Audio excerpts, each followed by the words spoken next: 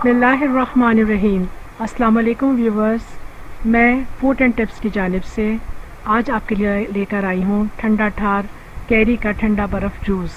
कैरियाँ 2 अदद ली हैं, पुदीना की आधी गड्डी सिर्फ पत्तियाँ ली हैं, बर्फ़ हस्बे ज़रूरत, चीनी पौनी प्याली, काला नमक पौना चम्मच, काले मिर्च 1/4 चम्मच, ज़र्दा रंग या फूड कलर ग्रीन कलर हरा ले लें थोड़ा सा। अब इन सब चीज़ों को कैरी को मैं छीन लूँगी।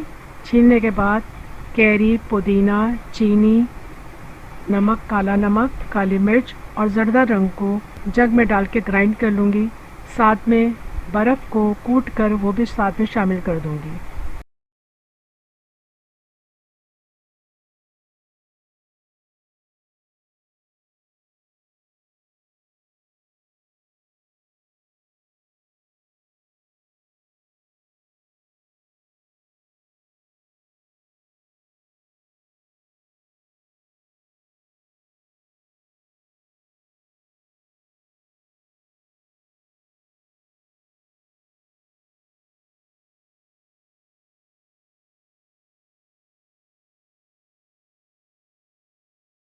ये सब चीज़ें जग में डालने के बाद अब हमने इसमें हस्बे ज़रूरत पानी डाल दिया है।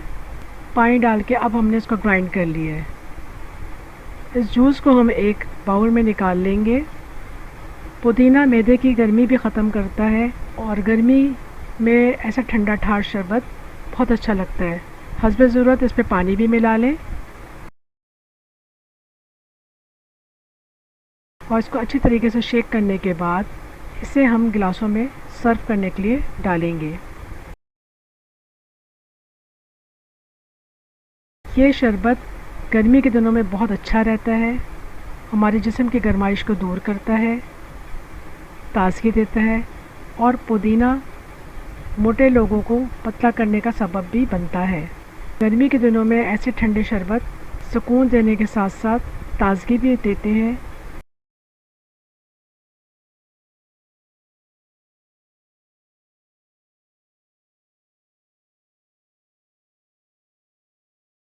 हमने इनको 2 गिलासों में डाल दिया है और अब ये सर्व करने के लिए तकरीबन रेडी है।